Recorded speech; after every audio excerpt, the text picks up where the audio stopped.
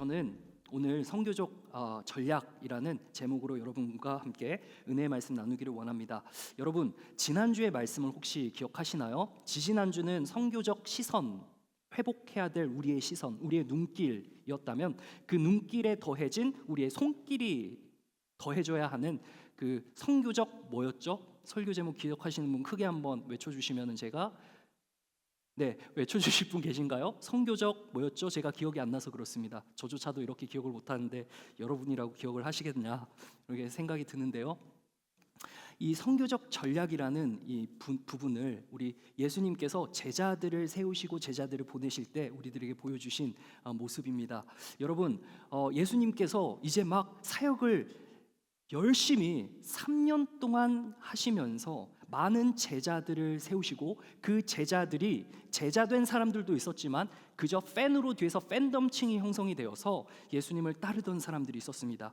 예수님께서는 매우 담대한 말씀을 선포하셨을 뿐만 아니라 그 담대한 삶을 살아내시면서 그 현실 가운데 처한 모든 사람들의 어려움들을 다 보시고 손길을 뻗치셨습니다. 그러나 예수님께서는 십자가라는 죽음의 길을 향하셔야겠기에 남아있는 제자들에게 예수님께서 하셨던 그동안의 사역들을 이양하여서 그 사역이 지속되기를 원하셨던 거죠. 여러분, 이 전략이라는 단어 여러분 잘 아시겠지만 이 전략이 뭘까요? 우리가 무엇을 이야기할 때 전략을 이야기할까요? 게임을 할 때 전략을 이야기도 하고 전쟁을 할 때 전략을 이야기도 하고 우리 기업에서 많이 쓰는 단어 아닌가요? 이 전략이라는 단어가 목표 달성이라는 어떤 수치를 딱 정해놔요. 그래서 이 목표 달성이라는 이 한 지점을 향해서 다른 박질 치는 것이죠. 그런데 우리가 바라봐야 될 것은 어떤 환경, 외부적인 어떤 환경을 봐야 돼요. 이 목표를 향해서 갈 때 이것이 실현 가능한 것에 대한 이 외부적인 요인이 있어요. 그리고 또 한 가지 봐야 될 것은 내부적인 것이 있죠. 그것은 자신의 역량이 되겠습니다. 그러니까 모든 것들이 갖춰져 있기도 하지만 갖춰지지 않은 곳에서 개인이 어떤 역량을 어느 정도 발휘할 것인가에 대한 그것이 기반이 된 계획을 수립하는 것을 이 전략이라고 구글에서 이야기를 하더라고요. 이 전략의 용도가 뭘까요? 무엇을 얻고자 하는 것이죠. 뭔가를 얻고자 이 전략을 세우는 겁니다. 결국 그 목적이 되는 그것은 우리에게 어떤 매력으로 다가와 우리에게 어떤 이끌림이 되어서 다시 말하면 차별성이 있기 때문에 내지는 희소성이 있기 때문에 우리가 뭔가를 얻기 위해서 전략을 세운다는 것이죠. 우리가 회사에서 일을 할 때 그리고 우리가 나름대로 연애를 할 때도 그렇고 모든 삶의 여건 가운데 이 전략이라는 단어는 매우 이 매력적으로 다가온 단어입니다. 왜냐하면 이 전략이 잘 수행되었을 때 일이 진행이 되죠. 그리고 일이 이루어지게 된다는 것입니다. 그래서 이 전략, 차별성이 있고 희소성이 있고 한 가지를 더 한다면 이 기능성이 있죠. 그래서 우리가 이것을 이 전략으로 가져갈 때 일어날 수 있는 일들이 우리 삶의 곳곳에 있는데 특별히 예수님께서는 선교할 때 다시 말하면 전도할 때도 이 전략을 이야기하시는 것입니다. 예수님께서 주가가 상한가를 치고 계셨을 때 이제 막 병자들을 고치고 죽은 자도 살려내고 그리고 귀신도 쫓아내는 그러한 환경이 펼쳐지고 사람들이 그걸 보고 팬덤층이 막 형성이 됐을 때 예수님께서 한마디를 하시는데요. 그 한마디가 누가복음 9장 44절에 있습니다. 보면은 한번 읽어보겠습니다. 시작. 이 말을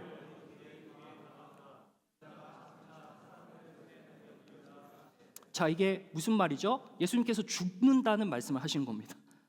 지금 주가가 가장 높을 때 이런 말 하면 이제 정뚝떨이죠. 그리고 가치가 확 떨어지는 거예요. 예수님께서 이런 말을 하시면 안 됐었어요. 그러니까 제자들이 막 묻기를 두려워하는 거예요. 왜 이 말씀을 하시나? 지금 주님께서 사람들이 모이고 있는 이 판국에 왜 이 말씀을 하시나?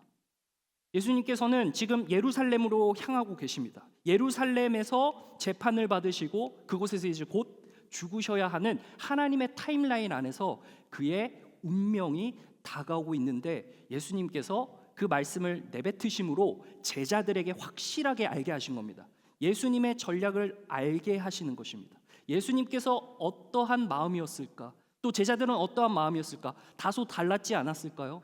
제자들은 이제 예루살렘으로 향해서 우리가 드디어 그동안에 수백 년 동안 억압받고 살았던 이 민족이 드디어 해방을 맞이해서 마카비 시대 짧았던 이 10년간의 이 독립이 영원할 것 같은, 그래서 다윗의 왕조가 이제 다시금 세워지는 예수님이란 그 메시아를 통해서 일어날 거라는 기대치가 있었어요. 그래서 제자들이 그 바로 다음 절을 보시면은 무슨 말이 나오냐면 누가 크냐라는 변론이 일어납니다.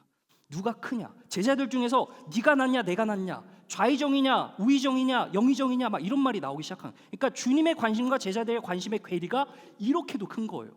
이제 예루살렘 행진을 하시니까 이거는 예수님의 정치적 내지는 군사적인 행보나 다름없다고 생각하는 이 마당에, 그러니까 이 팬덤층이 막 몰리는 거예요. 근데 그때 예수님께서 찬물을 끼얹으신 거예요.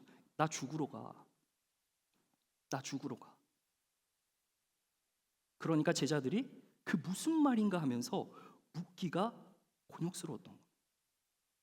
예수님께서는요, 그 예루살렘으로 향하시는 땅 중간 사마리아라는 곳을 지나가셨는데, 그 땅은, 사마리아라는 이 땅은 유대인들이 상종하지 않는 땅이거든요.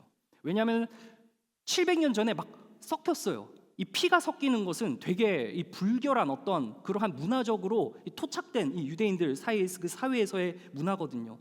그러니까 상종을 안 하는 거야. 예수님께서 가신 거예요. 왜? 그들도 하나님의 구원을 받아야 될 대상이기 때문에요. 그런데 거기 있는 사마리아 사람들이 상종하지 않았어요. 예수님께서 상종받지 못했어요. 제자들이 막 화가 난 거예요.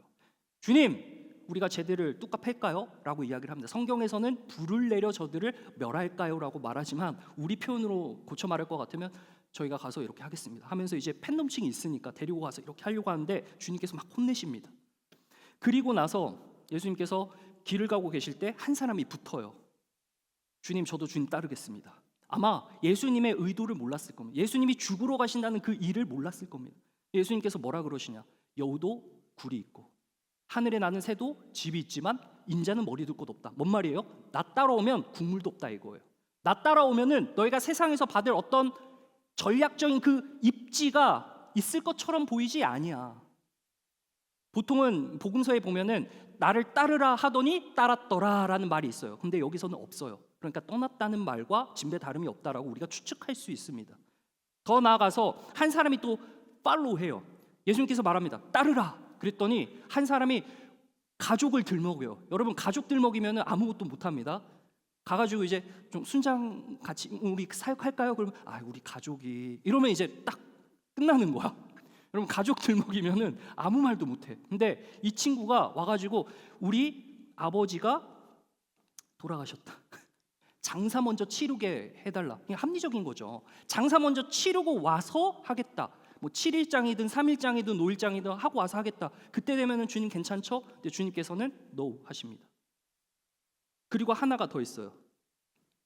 제가 주님을 따르기를 원합니다라고 하니까 따르라 그래요. 근데 이 친구가 가족이랑 작별을 해야 된대. 가족 작별하고 올게요. 제가 주님을 진짜 따르겠습니다. 그러니까 가족이랑 작별할 잠깐의 시간만 주세요 라고 하는데 예수님께서 그것도 no 하십니다. 좀 잔인하지 않나요? 그러니까 예수님께서 지금 이제 잡히시기 얼마 남지 않은 이 상황 가운데서 하나님의 나라의 복음이 전파돼야 되는 그 임박함을 주님께서 보여주고 계신데, 이러한 사람들, 이 세 명의 부류를 향하여서 주님께서 하시는 말씀이 과격합니다. 이 사람들은 하나님의 나라에 합당하지 않다라고 이야기하십니다. 여러분, 이러한 기준과 잣대로 말할 것 같으면 여기 중에 누구나 하나님의 나라에 합당한 자가 어디 있을까? 이렇게 생각을 해볼 수도 있는 것이죠.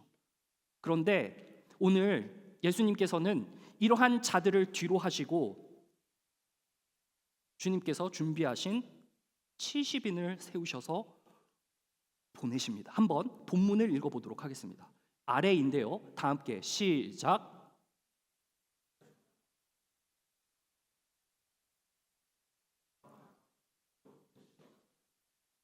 자, 주님께서 그냥 세우신 게 아니고 따로 세우신 70명이라는 사람들을 준비하셔서 보낸 거예요.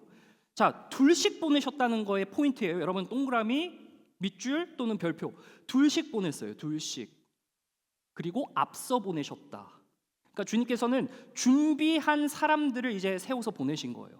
그냥 여기저기서 더덕더덕 붙어가지고 저도 따를래요, 저도 해볼래요, 뭔가 이렇게 갑자기 필 받아가지고 온 사람들은 다 나가 떨어지는 거예요. 주님께서는 이미 세우신 자들이 있다는 거예요. 준비된 자들이 있는데 그 사람들을 한 명 이렇게 보내지 않아요. 둘씩 짝지어 보냈다는 거예요. 여러분, 둘이 짝을 지었다는 게 뭐죠? 한 사람만 일하면은요 탈진한다는 거야. 그리고 그것이 실패로 이어질 가능성이 높아요. 물론 실패라는 단어가 조금 과격하긴 하지만 그 탈진한 일로 인해서 일이 진행이 되지 않는 가능성이 있다는 거죠. 동력, 따라합니다. 동력. 주님의 선교 전략은 동력입니다. 혼자 하는 것이 아닙니다. 같이 하는 것입니다. In pairs, 같이. 그리고 동력이라는 이 말 속에는 어떤 의미가 내포가 되어 있죠? 관계입니다. 여러분, 함께 일하는 사람들, 뭐 예를 들어서 학교 가시면은 뭐 해요? 레포트 혼자 쓸 때도 있지만 프로젝트를 남길 때 팀 프로젝트 같은 거 있죠. 그러면 그거 할 때 한 번씩 욕해 본 적 있어요? 없어요? 자, 있으면은 가만히 계셔 보세요. 네, 다 있으시네요. 여러분, 욕 나오거든요. 막 안 하면은 시간 타임라인 안 맞추고 그러면 짜증 나거든요.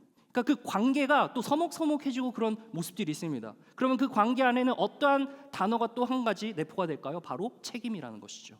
여러분, 동력하는 관계는 책임 있는 관계입니다.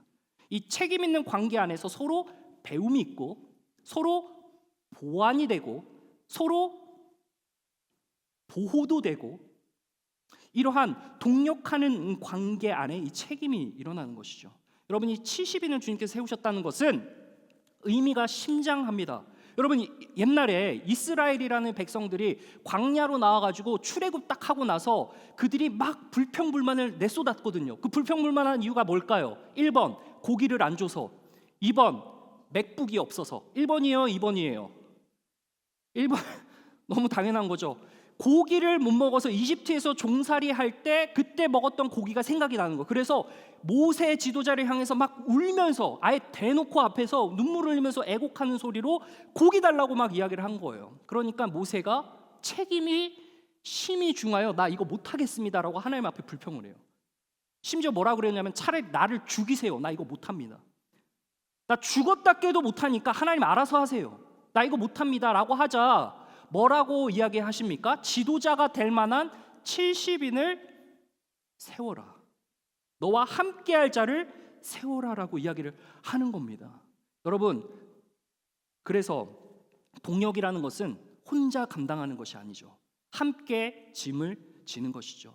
여러분 옆에 혹여 여러분 삶 가운데서 어려움이 있을 때 누군가를 찾아간다면 그 사람과의 관계 속에서 어떤 책임감이 생기죠. 내가 어려움을 이야기할 때 어려움을 들어주는 사람은 어떤 책임감이 있어요? 그거를 비밀로 유지할 책임감도 있고 그것을 통해서 위로해줄 어떤 의무감도 생기고요. 서로 간의 쌍방간의 어떤 보호하는 역할도 하고. 그러니까 혼자 감당하지 못하니까 내가 토로하고 싶은 바를 내가 편한 사람한테 가서 하는 거잖아요.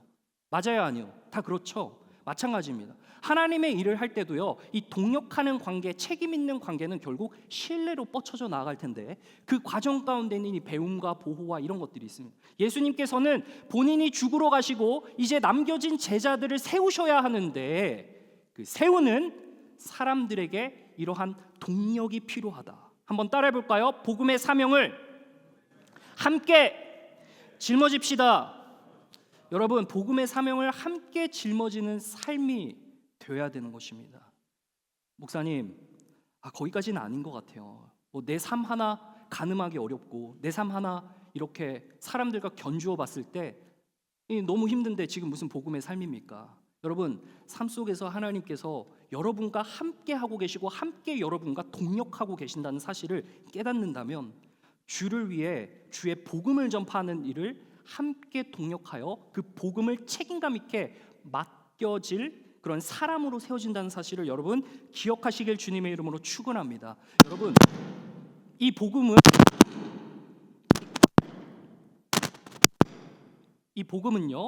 괜찮나요? 천지개벽이 일어나고 있는状인데, 네, 잠깨시라고 한번 이렇게 나오는 게 좋은 것 같아요. 됐나요?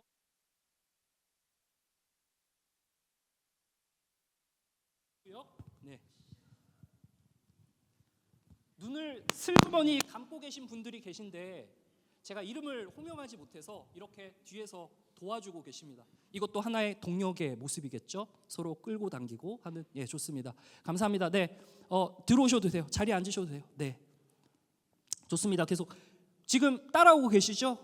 네, 따라오고 계시죠. 예수님의 복음 사역을 함께 짊어져야 된다. 이게 포인트예요. 알겠죠? 네, 자, 이 관계는 초대교회에서도 이어지게 됩니다. 여러분, 성령님이 딱 임하세요. 우리 마음과 우리는 영혼이잖아요. 이 영혼에 어떤 영이 들어가느냐가 되게 중요합니다. 여러분, 우리가 어떤 소리를 들을 때 그 소리에 의해 영향받잖아요. 그게 좋은 소리든 나쁜 소리든. 근데 그 소리를 계속 들으면은 내 모양이, 내 모습이, 그리고 나의 생각하는 형태가 그렇게 변화된다는 것은 우리가 너무나도 잘 아는 사실입니다. 근데 하나님께서 동력할 때 책임감 있는 관계로 함께 이 복음의 사역을 감당하도록 할 때는 반드시 성령을 허락하세요. 따로 세우셨다는 것은 성령을 주셨다는 겁니다. 우리가 지금 이 공동체 내에서 함께 동력할 때 마음이 맞지 않고 갈등이 일어나긴 하지만 그 마음을 주신 그 계기가 있잖아요. 그 시작점이 있잖아요. 하나님께서 역사하지 않으면 이 사람들의 개개인의 마음을 만지시지 않으면 일어날 수 없는 일입니다. 제가 아무리 가서 설득한들 되겠습니까? 여러분, 들어요 안 들어요? 제 말 따위 그냥 듣고 그냥 에이 탁. 성령이 역사하지 않으시면 안 되는 겁니다. 그래서 항상 두 사람씩 세웠어요. 바울과 김바나바 목사님, 이렇게 세우신 거예요. 우리 담임 목사님 이름이 김바나바인데 바울과 바나바. 나중에 가서는 바울과 바나바가 좀 싸워요. 누가 이겼는지 모르겠지만 아무튼 크게 다퉈요. 한 마음 한 뜻으로 사역을 하려고 하는데 그게 안 맞을 때가 있다는 말입니다. 그래서 흩어져요. 그래서 바울은 신라를 데리고 가고, 고려백제 신라가 아니고 그 신라를 데리고 가고, 바나바는 마가 요한이라는 사람을 데리고 또 두 명씩 짝지어서 가는 겁니다. 여러분, 예수님께서 보내신 이 동력의 전략은 실패함이 없습니다. 한 사람이면 힘듭니다. 그러나 두 사람이 짝을 지을 때 되는 겁니다.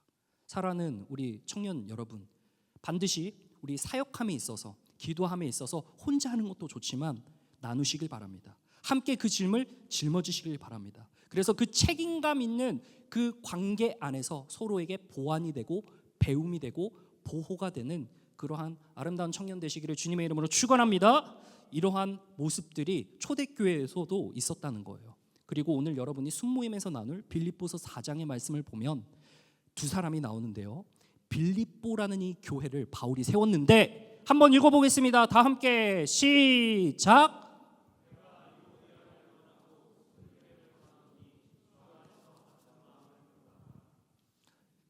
여러분 한번 좀 보세요. 본문에 그 주 안에서 같은 마음을 품으라 했으니까 지금 품고 있다는 이야기예요? 안 그런 것 같아요?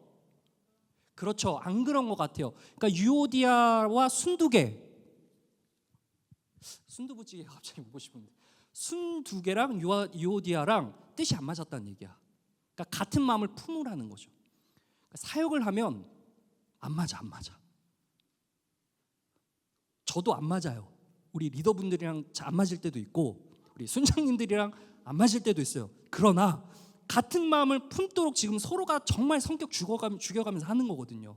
감사하게도 우리 리더분들이 제 뭐 같은 성격을 잘 받아주셔가지고 감사합니다. 갑자기 고백이 됐는데, 여러분 안 맞아. 맞는 사람이 잘 없어요. 여러분, 그래서 인생일 때 가장 예수님 다음으로 중요한 게 뭐예요? 저도 아직 경험해보지 못했지만 내 영혼의 단짝, 그 한 사람을 만나는 거잖아요. 한 사람 만나는 게 이렇게 어려운지 생각도 못했어요. 정말 너무 어렵습니다.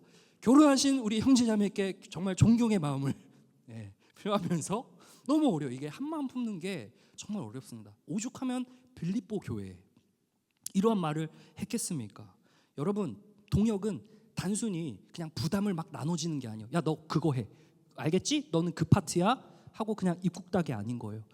동역은 단순한 효율적인 문제가 아닌 겁니다. 동역은 책임을 함께 짊어지는 것입니다.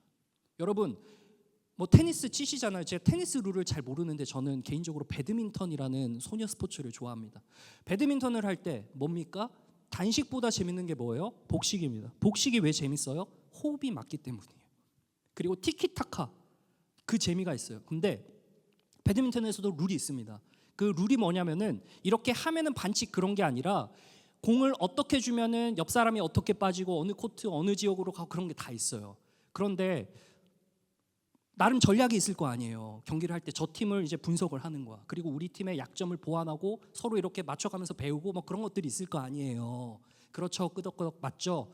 근데 하다 보면은 저게 막 비어. 선수가 갑자기 이렇게 막 했는데 리시브를 했는데 이쪽이 비어. 그러면은 야 거기 내 자리 아니야. 너 빨리 가 빨리. 아 이러고 뒤에서 이렇게 있어요. 가가지고 다이빙이라도 한다 이거예요. 그러니까 이거는 부담을 그냥 나누는 게 아니라 함께 짊어지고 가는 것이라는 거죠. 게임에서 너무 명확하게 드러나잖아요. 그 본질 아닌가요, 여러분? 마찬가지입니다. 우리가 함께 짊어지는 사역도 무게감이 있는 것들이 있는가 하면은 조금 이렇게 다소 뭔가 조금 편해 보이는 그런 것들이 있을 수 있어요. 그러나 여기서 그냥 단순히 나눠서 구역 나누게 하는 게 아니라 함께 부담을 짊어지고 간다는 거. 그럼 그 부담을 어떻게 짊어질까요? 저는 딱 한 가지, 기도하는 우리 공동체. 그 일을 위해서 기도하면 마음이 생겨요. 여러분 그래서 이 마음이 함께 가는, 그래서 함께 그 짐을 짊어지는 우리 공동체가 정말 아름다운 공동체가 될 수 있다는 것이죠. 같은 마음을 품으라는 결국 기도하라는 말이거든요. 사랑하는 우리 청년 여러분, 기도하시길 바랍니다. 함께 그 복음의 짐을 짊어지고 나갈 때 어렵지만 하나님께서 우리를 세우셨다는 그 놀라운 사실 앞에 얼마나 감격이 되는지 말을 다 할 수가 없는 겁니다. 따로 세우셨어요. 사명자를 지명하셨습니다. 여러분 한 사람 한 사람 지금 세워지는 그 곳곳에 하나님께서 따로 세우셨다. 사명자인 겁니다. 친히 가시려는 목적지가 있습니다. 그리고 앞서 보내셨습니다. 시기적으로 다 정해두셨어요. 여러분 바다 낚시 해보셨나요?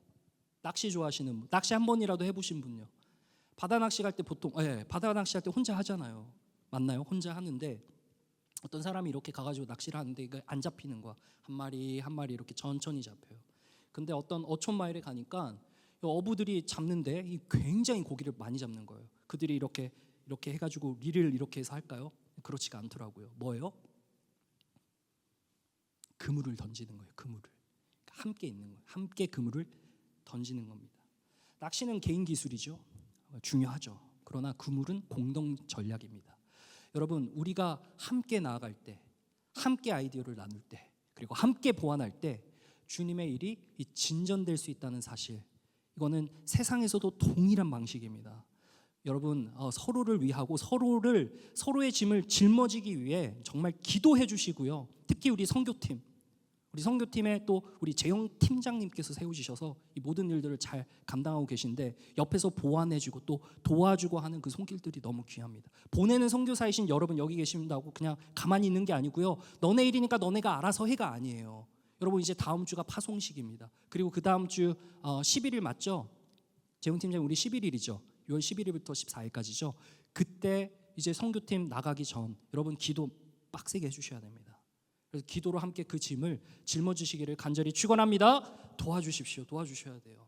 그런데 항상 부족한 이 손길이 있어. 그러니까 여러분들이 좀 오늘 말씀을 더 보시고 좀 더 이렇게 내가 마음이 생기면 좋겠다. 그런 마음으로 저 설교하는 겁니다. 여러분 한번 읽어주세요.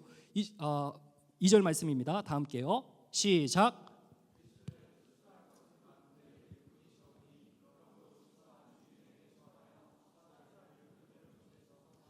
앞서 보낸 자들, 세워진 자들은 이걸 위해서 기도하는 겁니다. 우리만 일하는 거 아니잖아요. 다음 세대에 일어나야 되는 거죠. 추수할 일꾼들을 위해서 기도해야 됩니다, 여러분. 보내달라고 기도해야 됩니다. 이 교회 가운데 자리가 채워지고 이것 가운데 하나님의 복음이 왕성하게 일어나고 그리고 예수님의 생명을 알 수 있도록 위해서 우리가 기도하는데 함께 이 일을 다 감당해야 되는 겁니다. 리더들만 하는 거 아니에요. 순장님들만 하는 거 아닙니다. 새가족팀에서만 하는 거 아닙니다, 여러분. 다 함께 기도로 동참하는 거예요. 추수할 일꾼들을 보내달라고 주님께서 이야기하고 있는 거예요. 너네만 세워지고 끝나는 게 아니야. 그리고 너네 다음 세대가 있지 않니?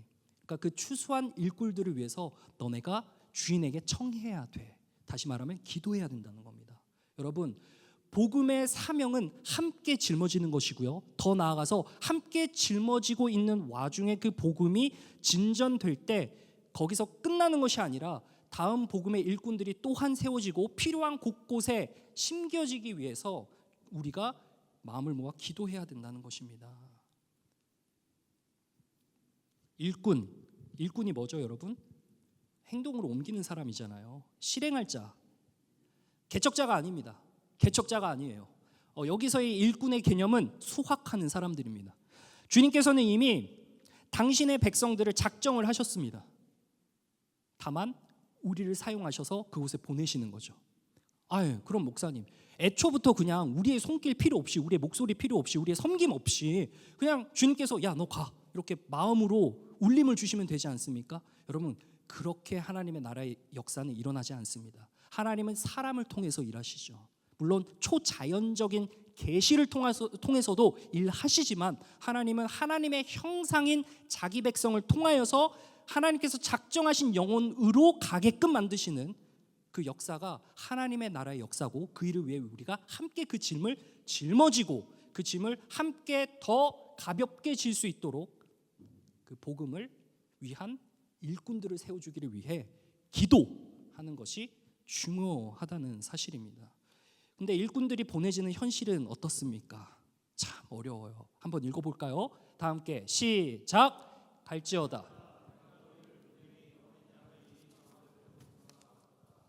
어디로 보낸대요? 이리 가운데. 이리가 뭐예요? 예, 늑대예요. 둘이 맞짱뜨면 누가 이겨요? 이리가 이기죠.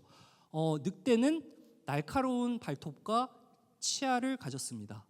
어린 양은 뿔 하나 있죠. 그리고 앞을 잘 못 봐요. 둘이 싸우면 그냥 끝나는 게임이에요. 그러니까 마치 우리 일꾼들이 이러한 환경 가운데 내버려진다기보다는 보내진다는 것이죠. 여러분, 너무나도 이 어려운 척박한 환경이라는 거예요. 그러니까 이곳 가운데서 우리가 함께 보호받고 보완되기 위해서는 둘 이상이 가야 된다는 것을 우리에게 거듭 이야기해주고 계신 겁니다. 제가 한 가지 이야기를 좀 드릴게요. 어느 시골 마을에 큰 산불이 났어요. 요즘 산불 막 이야기 많잖아요. 제가 한국 갔을 때도 산불 있어가지고 깜짝 놀랐는데, 산 너머 그 수백 마리 양떼가 있었대요. 불길이 계속 그 목초지로 가는 거예요. 그 양들이 있는 대로요. 목자는 지금 양들을 구해야 되는데 그것보다 중요한 게 사람 목숨일 거 아니야. 그래서 마을 사람을 대피시키느라 움직일 수가 없었던 거예요. 마을로 간 거야. 자기 양들을 버리고. 근데 그 목자의 아들이 있었어요. 그 아들이 이렇게 얘기를 했대요. 아빠, 내가 갔다 올게요. 왜? 양들은 우리를 기다릴 거예요 라고 이야기를 했어요. 그러니까 아빠가 망설인 거예요. 왜냐하면 그 불길이 지금 치솟고 있는 그 화염 한가운데로 아들을 보내기가 어렵잖아요. 근데 아버지는 망설였지만 이제 아들이 이미 목자의 망토를 입고 있었대요. 그리고 긴 지팡이를 들고 산길로 막 갔다는 거예요. 이미 연기는 자욱했고 멧돼지 떼가 나올 만큼, 뛰쳐나올 만큼 위험한 그런 화재의 불길이 일어나고 있었어요. 근데 놀라운 일이 발생했습니다. 양들이 그 아이의 목소리를 듣고 따라왔대요. 불길을 피해서 양들을 하나둘씩 그 마을 반대편으로 또 안전한 골짜기로 인도했다고 합니다. 그래서 거기서 기다리고 있었던 마을 사람들이 이야기했어요. 뭐라고 했을까요? 저 애가 양들한테는 목자였구나. 우리 눈에는 아이이지만, 우리 눈에는 작은 김아무개 아들 녀석이지만, 우리 눈에는 앞가림도 못하는 그 아무개지만 양들 눈에는 그자가 생명이구나라고 이야기를 합니다. 그날 밤에 마을 어른들이 모여서 기도하기 시작했다는 거예요. 주님, 더 많은 아이들이, 더 많은 일꾼들이 저렇게 세워지게 해주세요. 우리의 두려움보다 큰 순종으로 생명을 살리는 일꾼들이 일어나게 하소서. 여러분, 겉보기에는요 아무것도 아닌 것처럼 보이지만 하나님 눈에는 여러분의 목소리와 여러분의 일꾼의 그 일함이 정말 누군가에게는 생명이 될 수 있다는 사실을 기억하셔야 합니다. 노바디가 아닙니다. 썸바디입니다. 사랑하는 여러분, 그 일을 위해서 우리가 함께 동역해야 됩니다. 그리고 그 일이 맡겨질 일꾼들을 위해서 우리가 기도해야 합니다. 세워지기를 위해서 우리가 마음을 모아야 됩니다. 어린 양이 이리 가운데로 간다는 말은 무모한 돌진이 아닌 겁니다. 하나님의 부르심에 순종한 사람에게 임하는 담대함과 희생이 거기에 있는 겁니다. 여러분 기억하셔야 될 거는요, 복음의 일꾼은 약해 보여도 생명을 살린 자로 하나님이 사용하십니다. 그 생명 살리는 자가 저는 강한용사 청년부 한 사람 한 사람 개개인 모두에게, 그래서 impairs, 동역하는 자로서 이 척박한 환경일지라도 그곳에 나아가는 저와 여러분 되시기를 주님의 이름으로 축원합니다. 여러분, 그래서 나아갈 때 우리가 어떤 이야기를 하느냐, 예수님께서는 이런 선교적 전략을 가르치십니다. 한번 5절 읽어보겠습니다. 5절이요, 시작.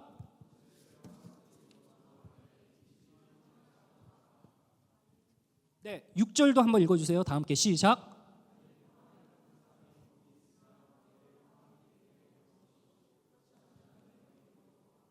맞아요. 평안을 이제 비는 거예요. 여러분, 이게 좀 안 와닿으시죠? 그러니까 샬롬 이러는 거예요.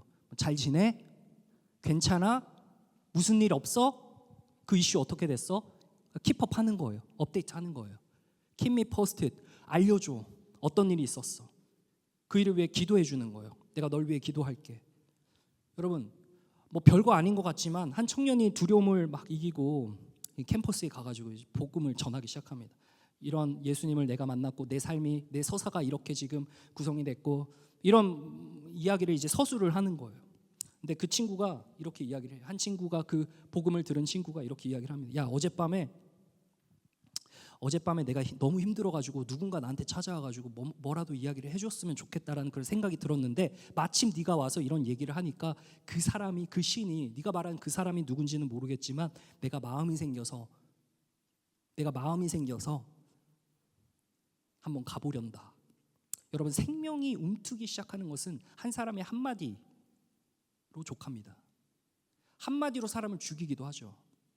한마디로 청년빚 갚는다고는 하는데, 뭐 청년빚까지 갚는 그러한 정도의 말발을 지닌 사람이라고 한들 하나님께서 먼저 가셔서 그 사람의 마음을 기경해 놓지 않으면 불가능한 거예요. 지금 여기 자리에 앉고 계신 여러분들, 저를 포함해서 그냥 와서 앉아가지고 뭐 시간 남아서 여러분 이러시는 거 아니잖아요.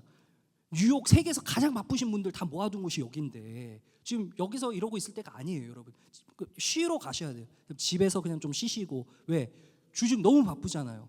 숨 막히는 일터 가운데서 여러분 이렇게 일하시는, 여기 나와서 뭐하러 있습니까? 하나님이 마음 주시지 않으면 여기 나올 수가 없는 겁니다. 하나님의 마음에 밭을 기경해 두셨고 어딘가 소리를 들었고, 그런 것이 나의 태처럼 둘러서 나의 신앙의 어떠함을 이제 형성하여서 이곳까지 나오게 되신 것이 바로 저와 여러분 아닙니까, 여러분? 누군가의 동역함으로 우리가 이곳에 왔다면, 우리가 우리의 동역함으로 이 부담을 나눠 가지는 것이 아니라 그것을 책임감으로 여기며 하나님의 사랑을 전하는 그러한 저와 여러분이 되셔야 된다는 겁니다. 바울이 이렇게 이야기를 합니다. 48절 말씀 한번 읽어주세요. 48절이요. 다 함께 시작.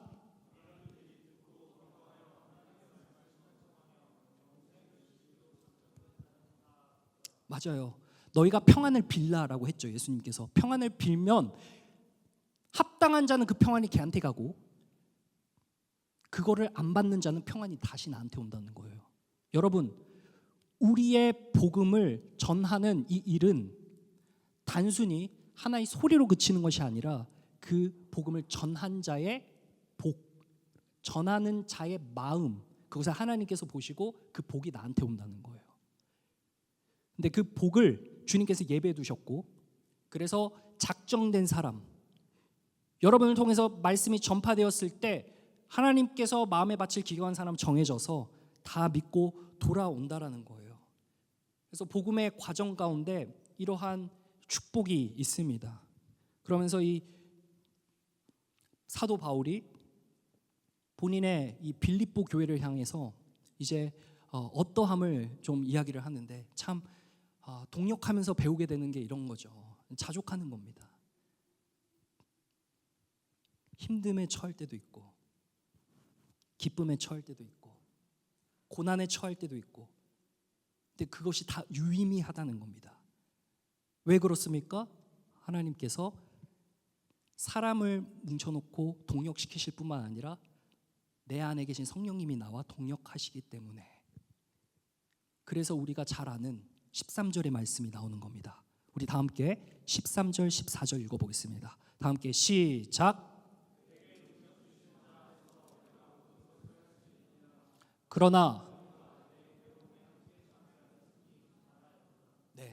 여러분, 우리의 인생 가끔가다 즐거운 일이 있고요, 가끔가다 좀 소름 돋을 만한 희열이 오기도 하지만 대부분은 고난입니다. 우리의 인생은 죄로 인한 비참함에 휩싸여서 우리가 살아가는 불평과 불만과 여러 가지 상황들을 볼 때 정말 말 꺼내기 어려운 억소리 나오는 그러한 상황들로 가득한데요, 그 가운데서 바울이 고백하고 있는 것은 자족을 배웠다는 겁니다. 동역할 때 어렵지만 하는 겁니다. 기도할 때 주님께서 주시는 그 마음으로 인해서 변화받아 하는 겁니다. 그래서 내가 모든 것을 할 수 있다. 당한 고난이 너무 크기 때문에, 그 역치의 값이 너무 높기 때문에 웬만한 고난은 고난이 아닌 겁니다. 어렸을 때 6학년 때 그 어려움이 있었던 걸 지금 제가 37이 되고 나서 그걸 보면은 그게 고난으로 여겨지겠습니까? 그 때마다 우리에게 주어지는 감당할 만한 시험이 주어집니다. 그것이 갈등일 수도 있겠습니다. 여러분 삶의 이슈일 수도 있겠습니다. 당장 내일 내가 해야 되는 그런 보고서 제출이 될 수도 있겠습니다. 여러 가지가 있겠지만요, 여러분 기억하셔야 될 거는, 먼저 개인이 삶 가운데 들어갈 때 하나님이 나와 동역하신다는 믿음을 잃지 마십시오. 그리고 그 믿음 주신 사람들, 작정된 자들이 여기 모여서 한 사람 한 사람 동역함으로 하나님의 나라에 복음 전파하는 일로, 다시 말하면 그 복이 우리를 통해서 흘러간다는 사실을 우리가 기억해야 할 것입니다. 여러분 마지막 이거 나누고요, 제가 말씀 몇 구절 나누고 바로 마치도록 하겠습니다. 여러분 마지막 세 번째인데 한번 본문 읽어주시겠어요? 다 함께요. 시작.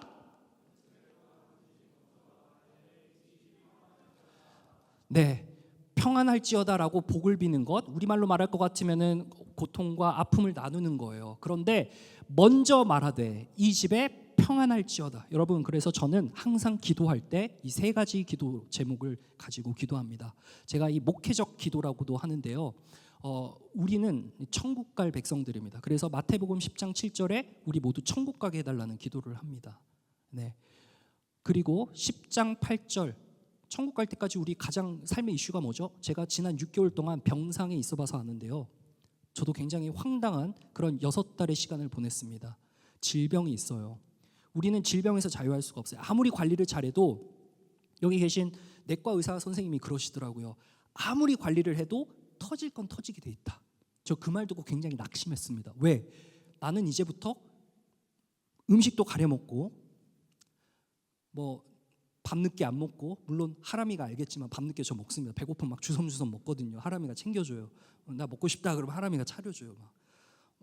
뭐 습관이 어쩔 수가 없더라고요. 먹고 싶은데, 질병으로부터 자유할 수 없는 게 우리 인간이구나. 하나님, 우리 온 가족 천국 가게 해주세요. 우리 여기 있는 강한용사 청년부 문들 밟는 모든 개개인에게 하나님 성령께서 임하여 주셔서 구원시켜 주시옵소서, 천국 가게 해주시옵소서. 마태복음 10장 7절 기도합니다. 그리고 10장 8절, 천국 갈 때까지 질병으로부터 자유하게 해주시고 질병 낫게 해주시고 설령 질병 가운데 있다 할지라도 자족함을 배우게 해주세요라는 기도를 합니다. 그리고 10장 12절 한번 읽어보겠습니다. 12절요. 시작. 아멘. 평안을 주세요. 여러분, 우리는 결국 이 마음에서 전쟁이 일어나고 이 마음에 따라서 우리의 상태가 바뀌게 될 텐데, 결국 예수님의 평안, 샬롬이 임하는 겁니다. 샬롬은 컨코드, 하모니예요. 격변의 시대, 격정의 시대, 이 시대 가운데서 로마의 병정들이 있고 예수님을 죽이려고 항상 호시탐탐 기회를 노리던 유대인들이 있었습니다. 여러분, 우리의 삶 가운데서도요, 우리의 삶이 그렇게 녹록치 않은 그 환경이라는 걸 우리가 너무나도 잘 알고 있습니다. 결국 그 마음의 평안, 우리의 마음의 조화, 마음의 하모니가 없으면 다 깨지는 겁니다. 동력이고 뭐가 없습니다. 다 깨지는 겁니다. 그래서 저는 삶의 평안을 주세요. 그리고 마지막 14절, 주의 종을 잘 영접하는 신앙이 있어야 됩니다. 여러분, 주의 종을 잘 영접하여서 이 세 가지 신앙을, 세 가지 축복을 다 받아 누리게 해달라고 저는 목회적인 기도를 합니다. 이 주의 종 영접 신앙은 말씀을 전하는, 물론 이 목회자의 입에서 나오는 말씀을 통해서 여러분이 그것을 잘 받아 영접하는 것이 이 세 가지 축복의 시작이기도 하지만, 여러분들이 나가서 복음을 전하면 여러분들이 주의 종인 거예요. 그래서 여러분들의 입술 끝에서 나오는 그 말이 그들에게 심겨지면은 그들은 축복이고, 안 심겨지면 그 축복이 나한테 돌아오는 겁니다. 사랑하는 우리 강은사 청년 여러분, 동역하시길 바랍니다. 짐을 함께 지시길 바랍니다. 그 동력의 짐은 나 혼자만 지는 게 아니고 그 동역할 사람이 생기기를 위해, 세워지기를 위해, 보내지기를 위해 간구하셔야 됩니다. 그리고 더 나아가서 어느 곳에서든지, 어느 집에 들어가든지 평안하라 말하잖아요. 어느 곳에서든지 여러분의 입술을 통해서 복음이 흘러나올 때 그 복음을 받는 자에게는 복이요, 복음을 받지 않으면 그 복이 나한테 돌아오는. 그러니까 저는 계속 복음을 말할 수밖에 없는 거예요. 왜? 내가 그걸 경험하고 있거든요. 그러니까 친구한테 막 말하는 거예요. 만나도 뭐 본론 뭐 따지지 않아요. 서러운 결론 없어요. 그냥 바로 얘기하는, 선포하는 거예요, 여러분. 이러한 은혜가 우리 청년부 가운데 가득하기를 주 예수님의 이름으로 축원합니다. 기도하겠습니다.